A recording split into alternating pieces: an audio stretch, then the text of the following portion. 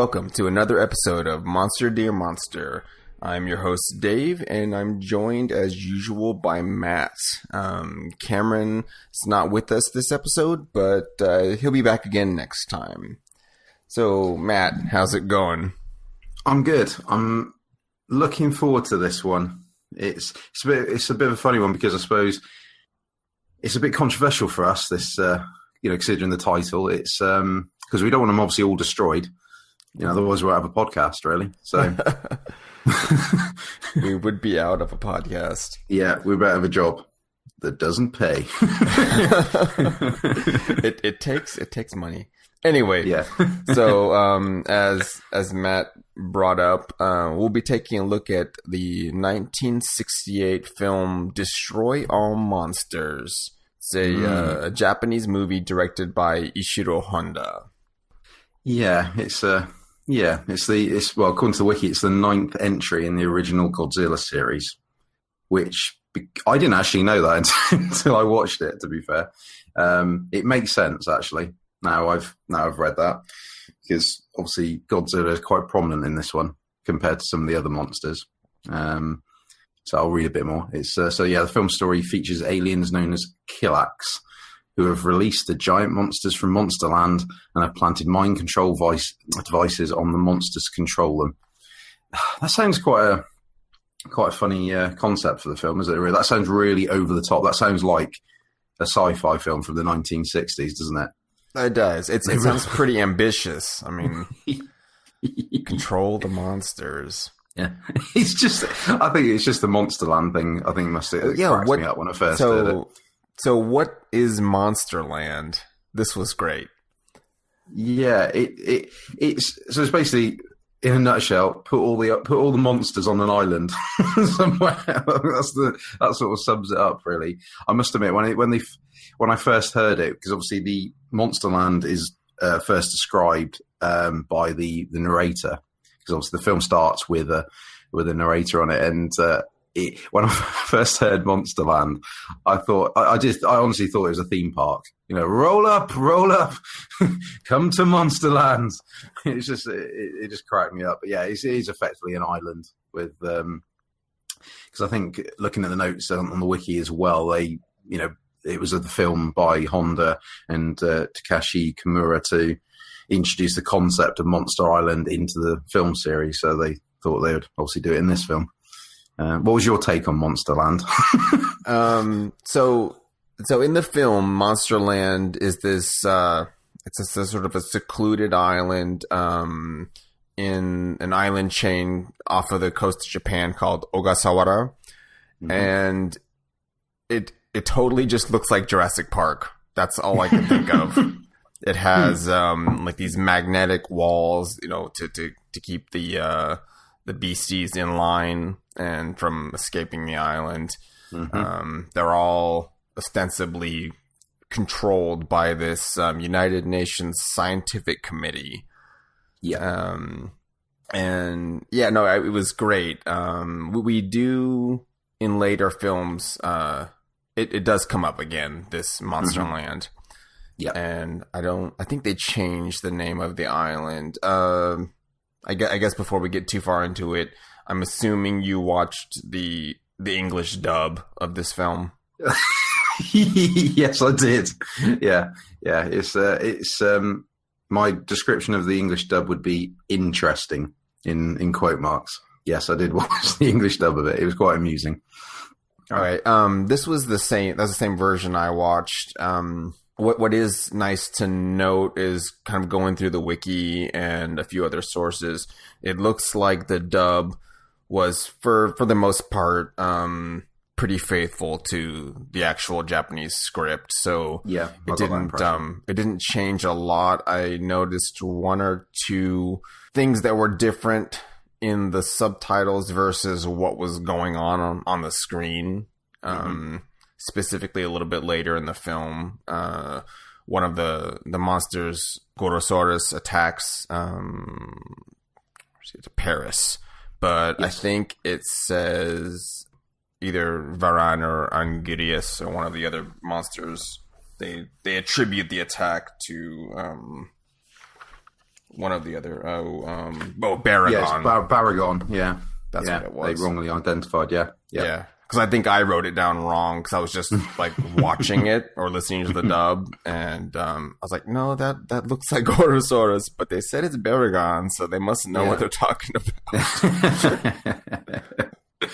Yeah, I think that sums it all up, really. I mean, I think the monster land thing is quite amusing as well because, I mean, obviously I know it's done for dramatic effect, and I'm sure back in the 60s when it was filmed it was, but it also feels like one of those sort of programs where, where obviously the narrator's naming the different monsters on the island, that it's almost like they're waving, and here's Godzilla, hey, here's Mothra. It was just done in such a cheesy way that I mean, I found it amusing. I mean, it didn't spoil the film for me in that regard, but it was done in, what now, 40, almost 40, it's almost 40 years ago, almost 40 years ago. It was obviously done for dramatic effect, but it was amusing watching that bit. I think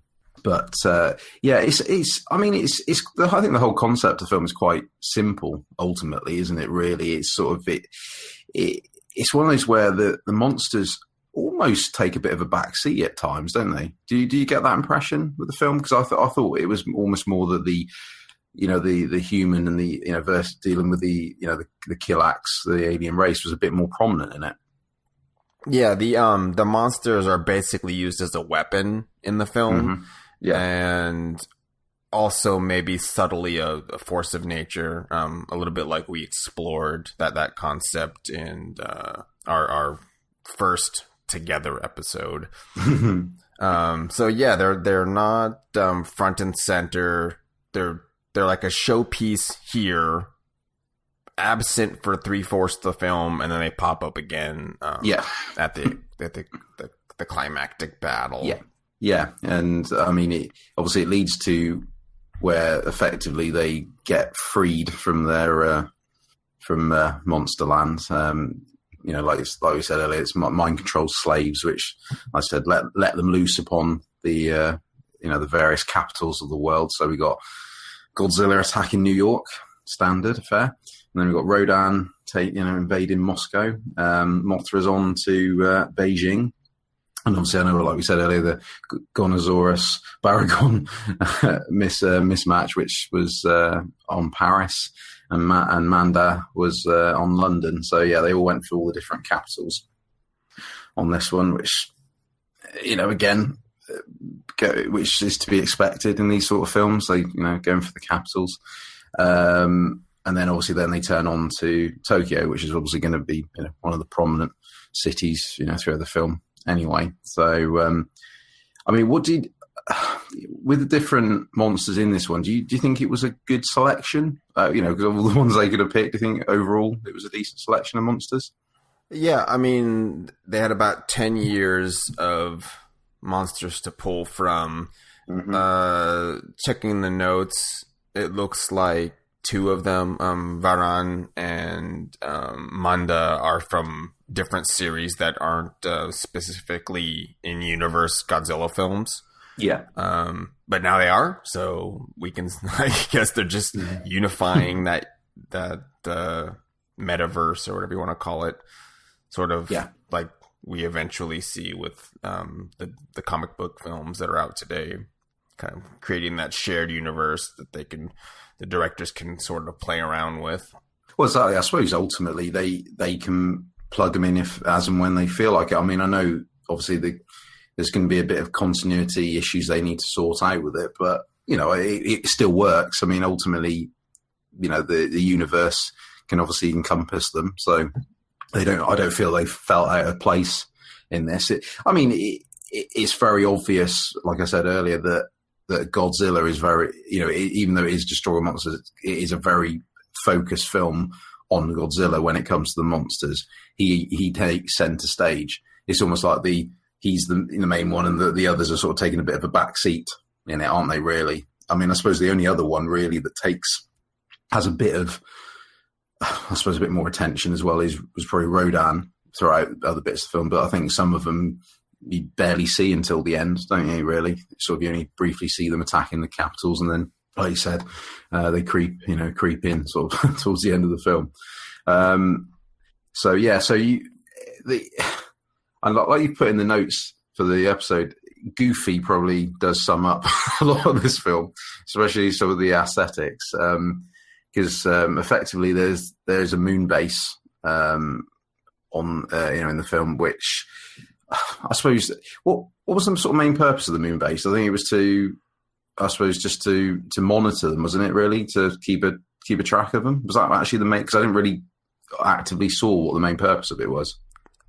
I think that's what they relegated it to on the IMDb and maybe the wiki. I know that the director, he was making this film possibly as if it was like one of the last Godzilla movies. Like, right, I think that was the impression they were under.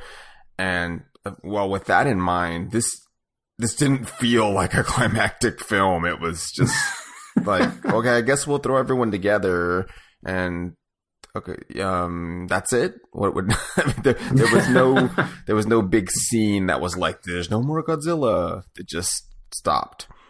But also, I think they were under budgetary constraints, so there was supposed to show more like colonization of the moon, and due to budget reasons, there's a base with this like 1 or 2 rooms. About that, isn't it? Really, yeah. 3 guys and a telephone. I mean, that was about it, really, wasn't it? Yeah, they're sweet video phones. Yeah.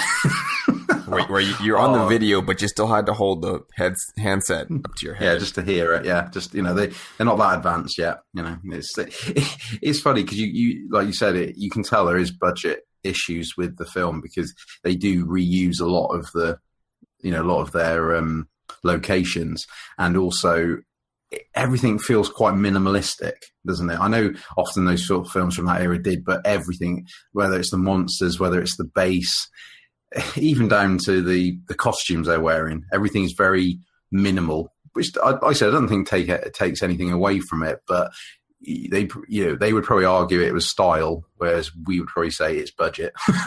Sort of reading between the lines.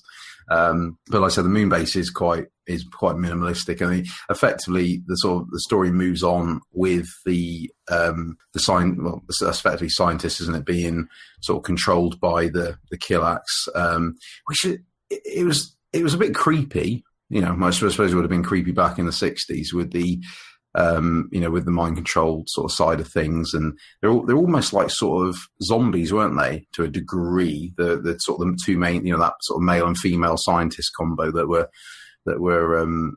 taken as slaves. When the sort of guards find them and such like, and hey, what's going on? Those over dramatic voices.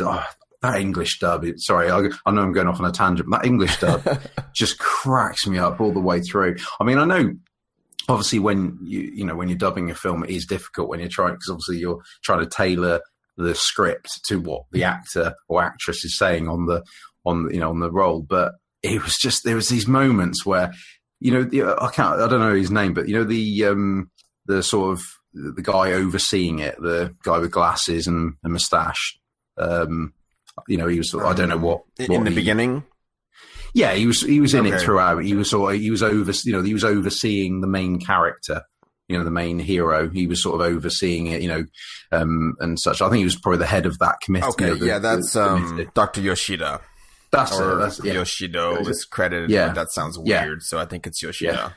Yeah, Yoshida. That's it. So I mean, he was at times. Whoever was using his voice actor was really debatable. There's these sort of moments throughout the film where there's almost like a pause between a couple of words, because obviously the actor was saying, like, it would be like, "What's that? Over there." There'd be like that little sort of pause in between, because obviously the actor is saying different words to the dub. It was brilliant. There's this one scene in sort of fairly early on in the film where Dr. Yoshida is on the lovely video telephone thing. He's talking to the main character, the main protagonist in his ship, and and they're saying, well, you got to go got to go there. And he's like, okay, do we need to be armed? He's like, yeah, make sure you're armed. Make sure you've got guns. You expect anything. And then the main hero just goes, all right. He says it so casually, like, if you like, you just asked him he said, oh, would you like a cup of tea? And, oh, sorry, we don't have any sugar. Oh, all right. It was so casual. Not like he didn't give him any insight of what he was to be expecting. This was sort of taken shortly after when the monsters were attacking. So the main protagonist didn't sort of really know what was going on at that point. But the dub was fantastic at times. Fantastically hilarious. So obviously once the scientists have been brainwashed and have set the monsters loose, there's a lot of sort of to and froing, isn't there, really, at that point? I find that the sort of the middle bit of the film gets a bit dry, a bit stagnant. Yeah, dry. Yeah, it's sort of, there's not really that. There is things going on, but it seems like it's been pieced together a bit, hasn't it? It's sort of, there's no real sort of. It's almost like, well, we'll do a dramatic start. The monsters, Monsterland. Here they are causing havoc. They've, the aliens have brainwashed the scientists and who've released them, etc. And then there's this sort of, that middle bit is a bit meh all the way through, and then it obviously comes to the big climax at the end with the monsters fighting and such. Like it's almost like yeah, just get to the good bit. Come on, this is getting a bit, like I said, getting a bit dry, isn't it? So did you feel that as well? Sort of that middle bit. Yeah, it was a little bit of a slog to sit through that part. It feels like the issue that they might have had was coming up with the motivation for the key lock. So basically, for anyone that hasn't seen the movie, which could be a large chunk of you, the key lock take control of some of these UNSC members, and they're setting the monsters loose on the globe. Mm-hmm. So they do a sort of, well, this would predate it, of course, but they're doing that kind of Austin Powers, Dr. Evil message to the globe, televised thing to say, hey, we're here to sort of colonize your planet. You should give it to us, and if you don't, we're just going to destroy everything. Or I don't even think they do that. I think they said, we're going to destroy everything so we can rebuild your planet in our image, or for us. Yeah, effectively, yeah. They effectively, blackmail them, don't they? Just sort of say, well, you either let us live here, everything will be fine, no problem, or we just let them loose. It's like I said, it is very James Bond, Dr. Evil, just take over the world. I think to be fair, with the Killax, the alien race, they could have done a bit more with them. I think they could have done a bit more. What I mean by that is they could have done a bit more with explaining them. I know obviously they could have sort of used it as a bit of a mystery, but I think they could have sort of explained their background a bit more. They could have made them a bit more prominent, just to sort of make it a bit. Whereas, like I said, effectively, they did focus a lot of this, again, especially that middle part. They focused a lot of it on the main protagonist and his soldier, his unit, effectively, sort of chasing tail, really, wasn't it? I think that, and again, it wasn't even really to do with monsters at that point. It was mainly chasing the brainwashed, scientists and the Killax, really. But they didn't really focus on them as that much. They sort of came in and out. They didn't, in effect, the Killax were just one main evil woman, wasn't it? Their sort of leader, queen, effectively. And then didn't really. The others were it only seemed like there was 5 of them anyway. Yeah. Well, no one ever. I don't think they had any lines. No, maybe exactly. Maybe 1 or 2, and then they were speaking through Dr. Otani and Kyoko Manabe, the administrators of Monsterland that were sort of mind controlled in the beginning of the film. Yeah, effectively. So I suppose, yeah, that's right. I suppose that was one way of, portraying them. But, it could have been a little bit better, couldn't it? It could have just been a bit more, because they could have been quite an interesting race, but I mean, effectively, there was nothing as an alien race. There was nothing really about them that set them across as an alien race. I mean, obviously they were effectively humans, which is absolutely, which from a story point is absolutely fine. But there was nothing about them that set them aside from any other alien race in any other media. There was nothing really about them that you really knew. They were just, they could have been named anything. They could have come from anywhere, and you really wouldn't have cared. Yeah, it didn't matter. No, effectively. So, but it was for plot purposes, or I guess meta plot. The Keelak are cast as that. I think a concept. More than a character, or yes, they are literally the concept of colonialism and destructive colonialism that comes in and gets rid of a culture all in the name of like progress. Yeah. So yeah, I mean it's relevant to really what Japan had set out to do in World War II. Mm-hmm. Now I don't know specifically how much of that the director may or may not have been intending, but that's what it comes across as. Yeah, I agree. I think it's more sort of like I said, it's more of a symbolism, isn't it? Really, the sort of details, which like I said, it fits the film. Yeah, no, I'm not saying it's out of place, but it just needed to be like a little bit more developed, or something could have been trimmed somewhere else. There was a lot of, especially the UNSC, or I guess the what's that ship? The SY3, that crew, they were just running back and forth. It's like the film was meant to be about them, like a cool science team. Yeah. Which we get. I mean, we get that later in other shows where it's more developed. This is just. It seems like this is sort of like a pilot for this couple of these concepts to see if it would work. Yeah, I agree. Yeah. Well, that's what I mean. That's why that middle bit seems like the crew of the SY3 are just literally just chasing tail. They're just going backwards and forwards without really doing particularly that much. In the grand scheme of things, they're not. They could have been a bit. Again, it could have been put to better use. I think it's almost like I said, they've sort of just. It literally feels like they're filling time doing these errands and and sort of going backwards and forth. Until, like I said, it's coming to a climax. There's the bit which is to do with the where they start finding those little orbs, don't they, throughout the globe? Yeah. Where they find that's how they're controlling how the Killouts are controlling the monsters. They're sort of set in different locations. They're literally in all probably the size of a small.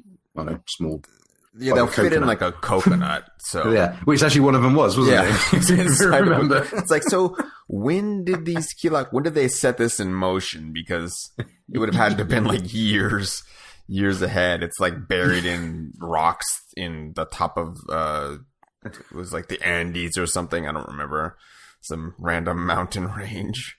Yeah, they seem to be everywhere. They were in like. One was in a coconut. There was a couple in like Spanish churches village or something. Yeah. Ruins or something. Yeah, they were just sort of in the most random locations. Obviously, they were sort of spread out so that they could control all the different monsters depending on obviously where they were in the world. I think from memory, they had like a 2,000 kilometer radius. Yes, and they even show that on a map, right? So yeah, that's not a very big radius. No, on the map, there's just large swaths of, no coverage. Like, so yeah, how were they controlling the monster? They just hope they're gonna like hit those little, bumps. Well, exactly. I just got this sort of image where you've got, you can have a gap of, of thousands and thousands of, miles or kilometers, and where like one of the monsters just aimlessly wandering around, like not being controlled by anyone. He could have a little sleep in the middle, and none of their little control orbs would pick him up. It was like you said when you saw it on the map, you saw these big red dots of obviously indicating a 2,000-kilometer radius where they would be picked up, unless they sort of said, oh well, we'll put them near a capital city.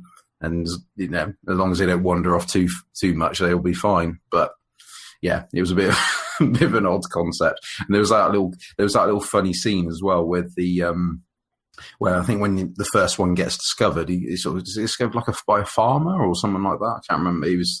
And then he takes it to the local policeman to sort of say, look what I found. And then the guy they unfortunately gave the police officer the most goofy voice ever. On the dub, to sort of like, I don't have time for this, sort of the situation. And then like, obviously they didn't know what it was. He was like, I found this metal ball.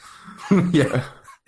Yeah, and then he's like, well, I've got time for this. And then what's funny, then in the background, you get the SY3, which, like I said, the SY3 is the science, the main sort of ship that the sort of the main characters use, that they just see it. It's obviously flying in the background. They're obviously looking through binoculars, and then like the police officer's like, "What's that?" And then like the farmer that found the ball is like, "Oh, that's the SY3." Like, why would he know? It's like everyone knows the SY3. They were. SY3. I think some kids are like, "Oh, it's the SY3."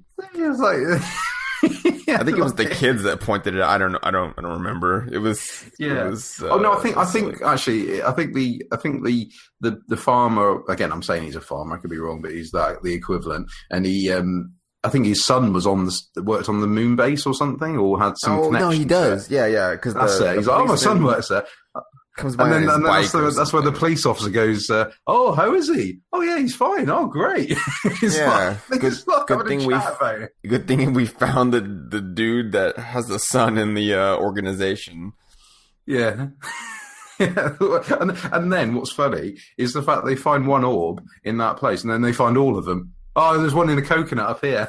It's like, yeah, how were they tracking those orbs?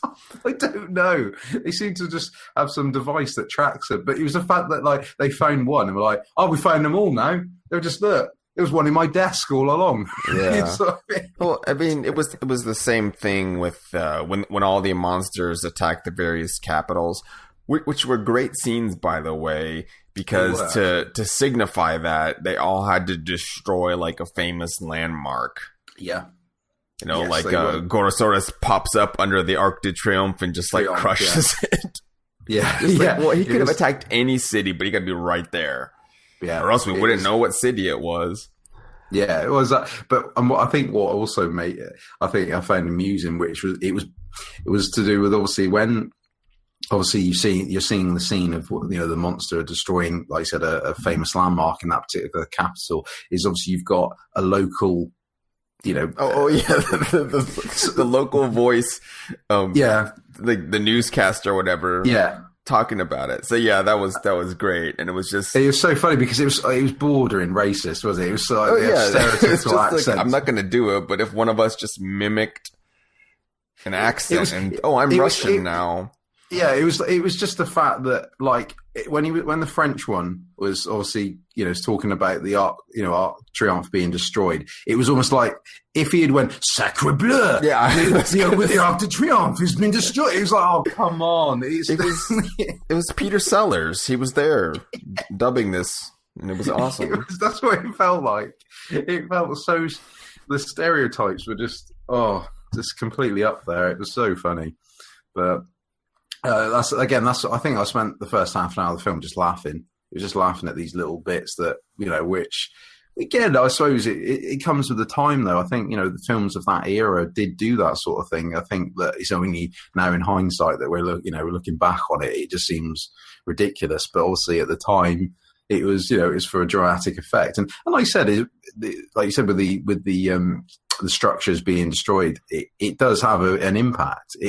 And it was the fact they were being destroyed with such ease as well, wasn't it? It was just like, yeah, there we go, Arc Triomphe, put a foot through it, that's destroyed. It was, and also I think it gave us a good indication of or people that have never seen any of these films before, how the monsters, what they're capable of doing. Also, the like, for example, was it Mothra? I think took out like a train. It was just that they were sort of playing to their strengths, weren't like they? on the track. Yeah, it did have a good bit of impact, and it was almost like a taster, wasn't it? Really, but before you got to this slightly mundane middle bit of the film, where there wasn't really any monsters around, that at least look what they can do. Sort of building up a bit for the climax on this. Highly amusing. But so then sort of after they find the globes, so you got in the notes, the kill like living metals. That's it. Yeah, you're right. Actually, that was what was found, wasn't it? That they can't withstand cold environments. They sort of just make assumptions on that, don't they? Is that because they blow? That's it. They managed to blow up the sort of entrance to the base. There's a bit of is it a force field around where they are? So the SY3 crew go in, destroy the barrier that's protecting the Kilak, and then they're sort of creatures, weren't they? Yeah, they're like little slugs. Slugs, yeah. They go from being human, sort of humanoid to being slugs that hide under rocks. Yeah, which was an odd choice. Spheres, they all look the same, so I'm guessing maybe that's like a little hermit crab has to have a little shell. That's what that looked like to me. Yeah. It was just a bit of an odd one because again the main antagonist sort of seemed to go, oh yes, they don't like the cold. It's like, well, that's a bit of a sweeping statement. There was nothing to indicate that at all. It's a known fact they don't like the cold. I've just looked it up on Wikipedia. It was just a bit of an odd assumption, but he was right. But it was a bit of an odd one. And then I'll tell you what I did find quite amusing as well. There's a bit where the two main scientists, or the administrators of Monsterland, when they're still obviously under control, there's a bit where the woman scientist and obviously her henchmen are being broadcast across the world, like these are the people to watch out for, and then and they're on what appears to be, I think, a subway train at the time, and then it just makes me laugh that she walks out of the train station. She's then frisked by the I don't know, they're the police, security. Are they? But the security, and the fact she just goes completely through it. It's they have her picture like in their. They literally have a picture. She's the only female, and she's the female in this group, and is would instantly stand out, and they're like, yeah. Go through. I was like, why? How would that happen? She was dressed very fancily. Yeah, because he's busy admiring her earrings, which obviously then plays a part, doesn't it? Because that actually turns out to be a mind control device, isn't it? It's actually in her earrings. Yeah, there's this funny scene where after she's been frisked and on her merry way, she then goes to I presume it's the UNSC building, where they all are with the press and such. Yeah, so she turns up and she says, "Oh, I've got something to say," and then I just thought it made me laugh that. What is the main protagonist's name in this? I keep calling him protagonist, the hero, but what's his name? Katsuo. Yeah. So I'll keep calling him protagonist. It's probably easier. He then decides to attack her and then tear off her earrings. That was the worst. I was like cringing watching him rip her earrings off. Yeah, like he couldn't just take them out. He ripped them through the lobe. I was like, why, dude? It was horrible. Come on, wasn't it? Yeah, it was. But again, I don't know how he knew. There was no concept of why he knew that because obviously. Sorry, just backtracking a bit for anyone that's listening. The mind control devices were effectively like little mini pearls, weren't ball they? Bearings. Like a ball bearing. Yeah, you first see it with the sort of her work partner earlier, which is another Otani. main minister. Yeah, so he a bit, further back in the film, decides to jump out of the building, which is one of the funniest scenes you'll see, because you can literally see it's just a rag doll just falling down onto the beach. He falls down. He obviously, he dies, and then there's a bit of a shootout between the two sides, and then they sort of seem to put a scalpel to him, and then take it out of the back, and they find this ball is the mind control device. So so obviously there's this concept that, because I think that's it, because she doesn't have the scar, does she? Behind they checked her neck, so that's it. That little ball is in the earrings. I mean, he could see it. That's the best I can do. It's a real long shot, isn't it? Yeah, well, it's one of those things that he really could have been embarrassed on if he'd got that wrong. She's just like, her, ripped her earrings out. Still the key lock, even though you tore my ears. It's quite brutal. Yeah, and I think what's quite funny as well is the fact that it's in a room of journalists, 30, 40 people, and they seem to not sort of really be bothered. Like, no one's going, "Hey, what are you doing? What are you doing to her?" He's just like, "Come here, give me your ears." He just like knocks her down. It's like tearing the earrings out. I was like, it's quite brutal, actually. It was, and I think it's worse because the whole time he has just this horrible like scowl on his face. He's like, "I'm gonna get those earrings." Yeah. Like I said, if it was another type of film, it could be an even more brutal sort of scene. It's it's a bit in a weird way. It's actually quite uncomfortable to watch. Like I said, I think it's just purely how he rips her earrings out. It's just done so brutally, and then obviously rips them out, and then she comes to, and then she's back to her normal self. And then I think it's at the bit where they all seem to attack Tokyo, don't they? It starts with Godzilla and Rodan, and then everyone decides to turn up, I believe. Yeah, they're effectively they're all sent to attack Tokyo, and so the science team has to go find their base. Yes, to stop the key lock from controlling the monsters. Yeah, because I mean they do really quite brutalize. In the short scene it is, you do see they do quite brutalize Tokyo, because they literally turn out one at a time, and it's you get that sort of funny scene where where they all notice they turn up, like, "Oh no, Godzilla's in Sector 7," and then like, "Oh no, we've got another one in Sector 3." They're all just turning up at the same time, and completely overflowing Tokyo. That was really well done. That it scene. was, actually. I mean, I enjoyed that. Not the destruction of Tokyo, but no. The way that they put that together. It was. They didn't drop the ball there. No, it was actually a very well done. And then you got the bit where they obviously the local militia, attack, and they can't seem to, they got all these rockets that seem to miss everything, and all the fire seems to sort of, and they're mainly they're going for all of them, but obviously, as usual, they're mainly attacking Godzilla, and he's sort of effectively shaking it off. And then they do find the base, don't they? I believe it's because there's this sort of scene where they blow their way through it, because that's it. I think the ship gets heated, doesn't it? The ship goes underground on the moon, and then all of these jets of fire go over the ship that seem to sort of effectively look like it's going to cook them. So they sort of escape in a little tank. Buggy. Yeah, a little tank buggy with treads. Combination. It was cool. Yeah, it did. It was, I'll say the design. It's, buggy with sort of tank sort of tracks on it, and like I said, with a big sort of cannon or Gatling gun on the back of it, sort of situation. It had this Gatling, which you can clearly see that there's like a multi-tube, it's going to spin and shoot, but it just shoots like one laser. One laser, yeah. It doesn't spin either. No, they seem to. It's obviously a model that they found, because obviously it is effectively a model. They just obviously found it somewhere. Like, oh, this will do. It's in the budget.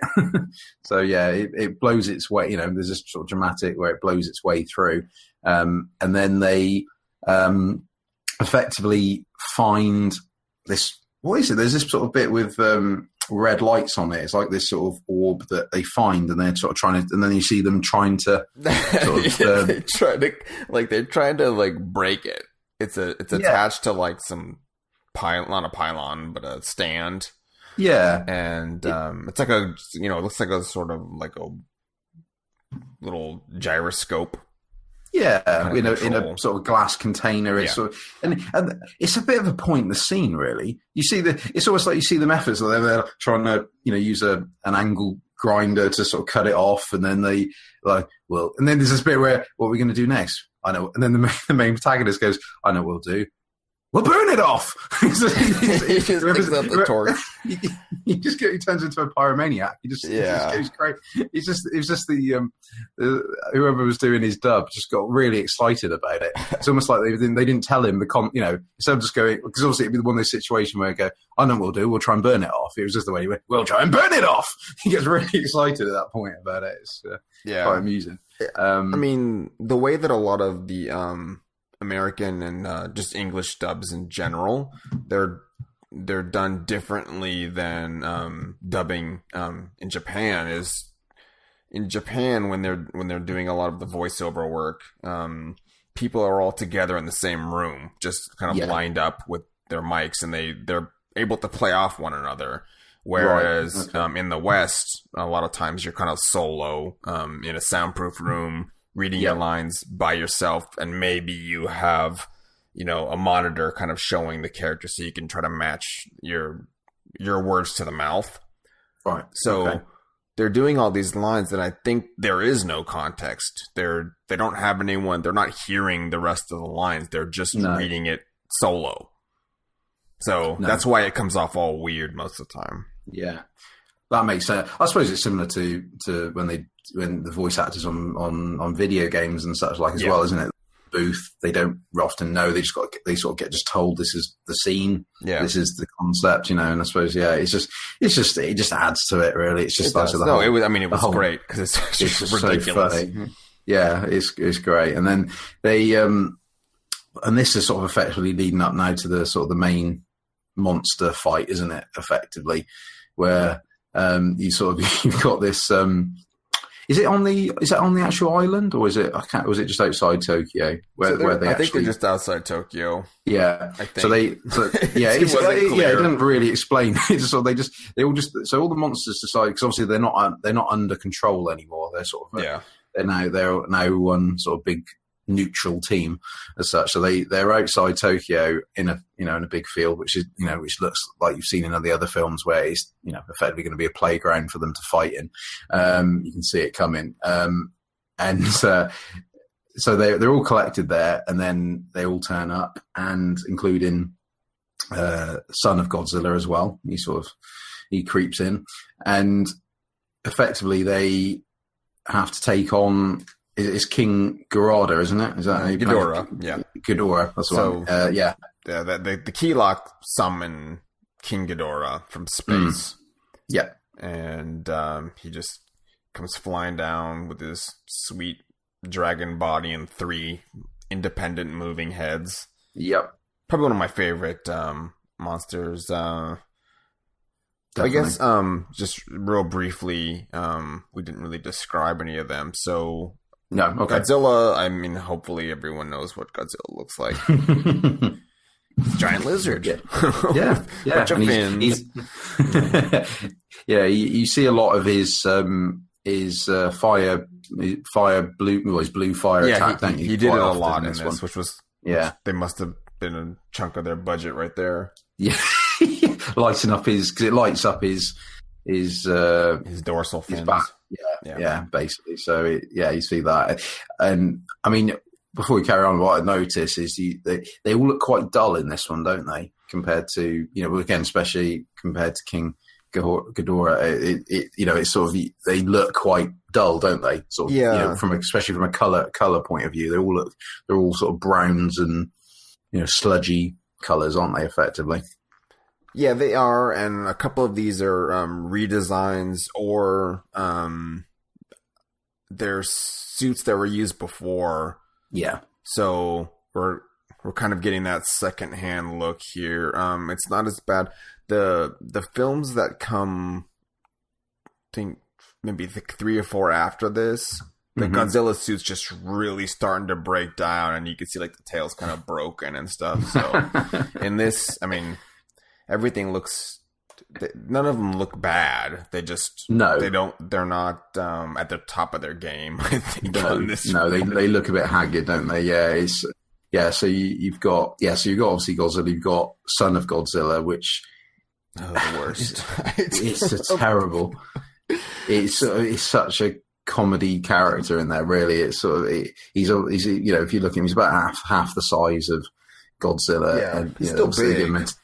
Yeah. So he's still a good size. He's just got. There's just nothing about him apart from they've obviously given him a deliberately cute face, to sort of to say, look, he's still a little baby. Yeah, there's nothing to him. Like I watched this with my brother, and he just was fixated on how ugly Godzuki or Manila, whatever you want to call him. Yeah. I think what we hit upon was Godzilla has like the lizard eyes, so his eyes are on the side of his head more. Yeah. Where his son, they're like a human. He has sort of like a childlike, chubby, like a cherub face, which makes it horrifying because it's like kind of like Godzilla, but like a person too, but it's not in a good way. Yeah, he does actually. He does look a bit. Yeah, like he looks like an experiment gone wrong, doesn't he? Really, he really does. He looks like it's like the scene out of Alien Resurrection. Yeah, kill me. Yeah, at the end. Or like make Brundlefly or something. Yeah, We'll have to give one of those a go sometime. So we also had Rodan. Rodan's pretty badass.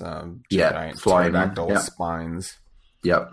And Angirius, which is like a Ankylosaurus, I guess. He's quite prominent in this sort of main fight, isn't he? Really, so he got some screen time. Yeah, he did. Yeah, he's effectively. I don't know. He reminds me a bit of an armadillo, really. Yeah, an armadillo with spikes on on his back with he's got effectively a horn on his nose and on sort of behind his eyes and such like. So yeah, he's quite a prominent character. He's on all fours. Who else have you got? You've got Mothra, which it's the larva. I'm presuming the larva form. The larva version, not the moth version. So he's again, he doesn't really do that much. To be honest, he's effectively just like a big larva. Yeah. He's, and then you've got so you got Kumonga as well. Kumonga's the big spider one, which again doesn't really have much webs. Yeah. I gave it a bit of a pathetic noise, when they do their monster noise. He's like, he just sort of just doesn't really do much. But he also wasn't in like the first half of the film. He just shows up. I was like, what's your giant spider? He's like, hey guys, I've been here all along, just chilling out. And then you got Gorosaurus as well, which is effectively like a Tyrannosaurus. T-Rex. Yeah. Sort of type monster. I mean, like I said, I don't. I think apart from obviously Godzilla, I'd say it would be probably Rodan and it would probably is the only one that really stands out compared to the rest of them. Yeah. They all fit their purpose in it. They all not in the last part though, like the final showdown. It's just Godzilla, Rodan, Mothra, Angirius, and a little like Kumonga super briefly battling against King Ghidorah. Yeah. Do you feel this scene with this sort of main fight is quite rushed? Because it's one of those that's sort of over before you know it. Really, it's one of those that, because obviously you're dealing with quite a big enemy, and they're teaming up. Like I said, they don't really focus. It could be one of those sort of scenes where they all get involved and they all try. Where it doesn't feel like they're doing that. Rodan is sort of flying off around somewhere. I don't know. It's sort they of, did it on purpose. I think I probably mentioned to you in DMs like bazillion years ago. I read those essays on Godzilla films. Yeah, and the author was I'll put something in the show notes. Okay. He discusses the logistics of what they're doing for this fight scene, and the biggest problem is you can't have the suits, because some of them are guys in suits, and some of them are puppets. Yeah, and several of them, Rodan, King Ghidorah, they have wires, like attached to them. So 'cause they're flying. They can't. They have to orchestrate things where they don't collide or get their wires tangled. So that's kind of why Rodan's just doing his thing in the periphery, and when Godzilla and Anguirus are tangling with King Ghidorah, it's very limited because those wires are holding up each of the individual King Ghidorah's heads and his tail and his wings. So they can't engage as much as we get a little bit later when they do have CGI or just guys in suits. Right. That makes sense. Yeah, now you've said that makes sense, really.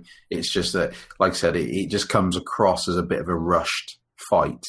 I mean, effectively, for people listening to the actual fight, King Ghidorah comes down and, obviously attacks them. I mean, he is sort of visually quite impressive, again, compared to the others. He's sort of, his wingspan is quite big. Yeah, he's bigger than they are. Yeah, he does sort of, he does come across as very intimidating, and they naturally all sort of start fighting. Obviously, Godzilla leads a charge against him. I think is it Anguirus that sort of gets a bit of a beating, doesn't he? Really, in this one, he doesn't come out of that too good. What was pretty neat though was I was surprised at the amount of blood that they were putting on the figures. And there was actually. You're right. They got pretty messed up, and King Ghidorah, I mean, his neck was getting bitten, and I think his tail. So I thought that I appreciated that level of detail that they went into making it, as realistic as you're going to do with puppets and dudes in rubber suits. Yeah, exactly. It's sort of one of those scenes where, because Anguirus sort of bites one of the heads, or one of the necks of one of the heads on King Ghidorah, and he effectively goes flying with him, doesn't he? Yeah. And then one of the other heads on King Ghidorah sort of attacks Anguirus, and he then obviously falls to the floor, and he takes a massive landing, doesn't he? Busts through the ground.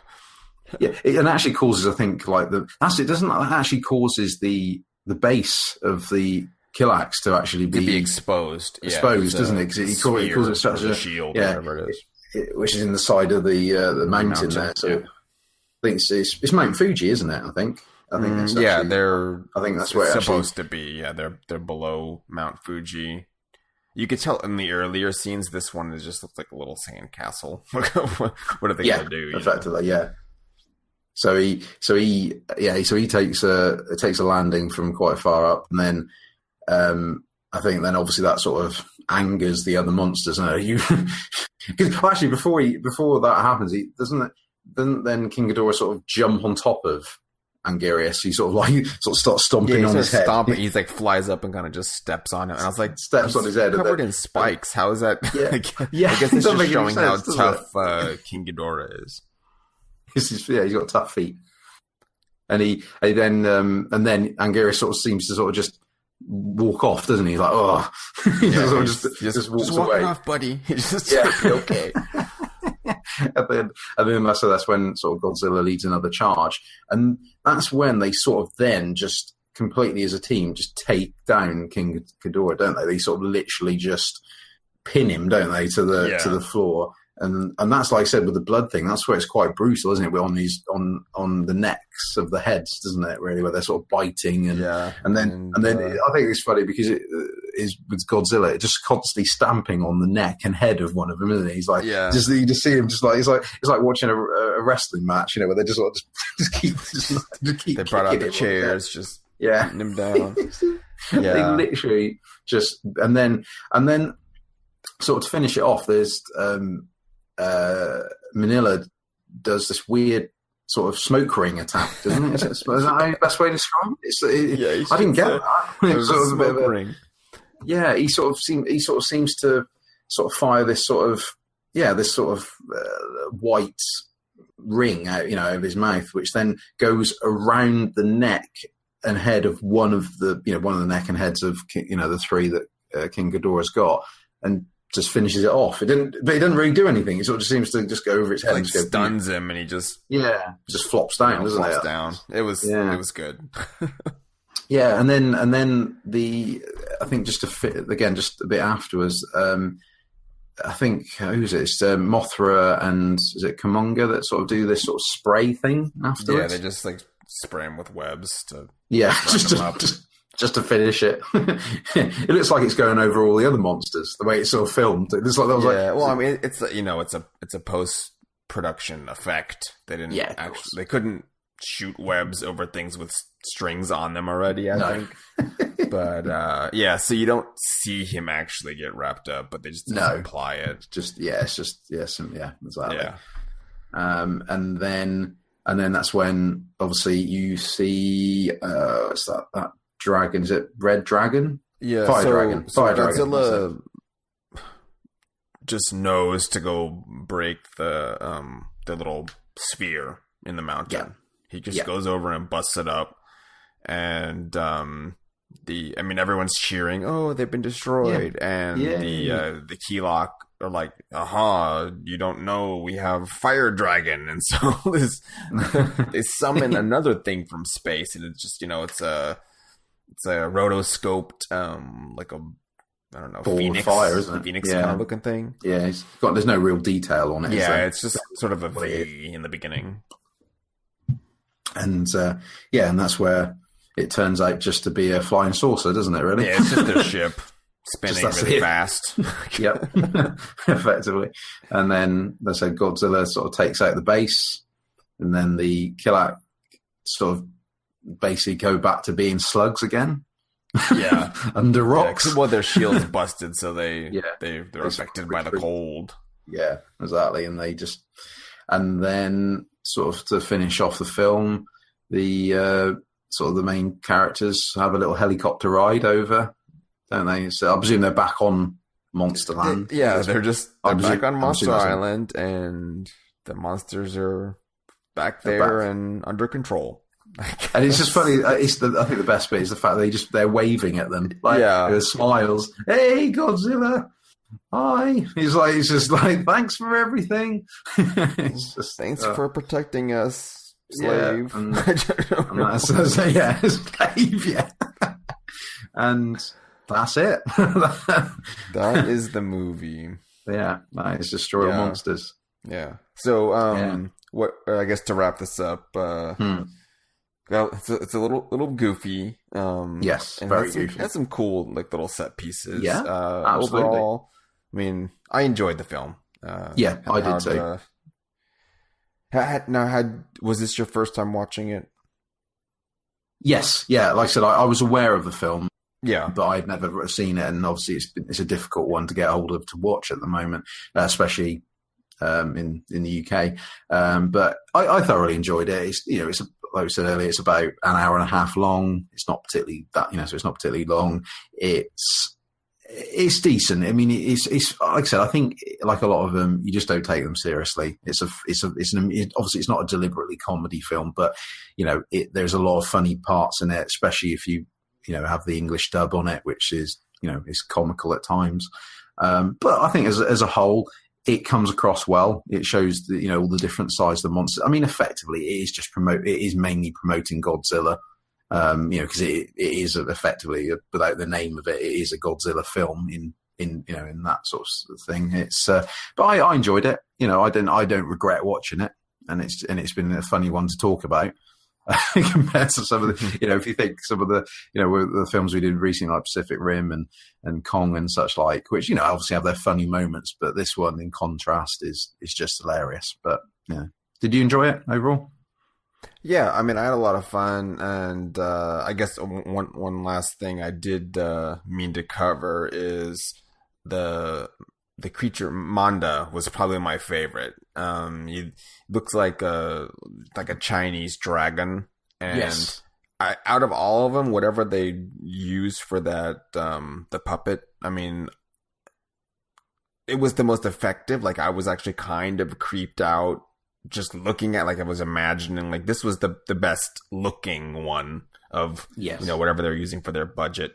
Enough that so Manda is from as we mentioned, Atragon, which was filmed in I think 1963. It was a little bit before this, and didn't appear in any other Godzilla films until later. He's in I don't remember. I know he's in Godzilla Final Wars, which I haven't seen, but now I want to go watch because he's in it. He's probably the coolest one. Yeah, and I think he crushed a bridge. He constricts a few things in the film. Yeah, which was cool. Yeah, he sort of wraps, because he's like in effect like a constrictor snake, isn't he? Like a python. Yeah. He's based on a Japanese dragon though. But there's a scene when they're taking earlier where they're just destroying Tokyo. He wraps himself around a train track, doesn't he? And sort of just destroys it destroys it basically. But yeah, he's actually impressive. He did. Like I say, you just don't see that much of him, unfortunately. No, he wasn't in the final fight. I think probably because again of the wires, it was maybe too much to handle dealing with him and King Ghidorah and everybody else. And you can't really use him to wrap around. I don't know the size of the the model or whatever they're using for Manda, but it's King Ghidorah is obviously, I think it's a guy in a suit for some parts of it, so probably just can't wrap something that's much smaller. But I mean, out of them, I thought that was the most impressive monster. Yeah, he was good. No, there we go. Yeah, like I said, we could do Godzilla Final Wars at some point as well. Something to think about for the future. Yeah, and so I guess that's kind of wrapping things up. All right, for any listener or any for listeners out there, if you have comments or questions or any prompts for this particular episode for the Destroy All Monsters, I mean, we'd love to hear comments on this. Definitely reviews on iTunes. That'd be great. Yes, please. And if you have requests for another kaiju film, we like those. So send them our way. We'll take it into consideration. Absolutely.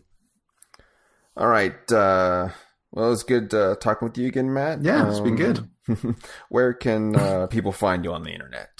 As always, it's I'm on Twitter. It's at Ninja Badger and the number 7. Anyone wants to talk or throw us ideas of future episodes or such like, it'd be great to hear. Because we're pretty open to anything, aren't we? We want to cover sort of a broad range of things. And where can people catch you, Dave? I'm also on Twitter at Sentient_plus, and you can find our podcast Twitter at MON_DMonster.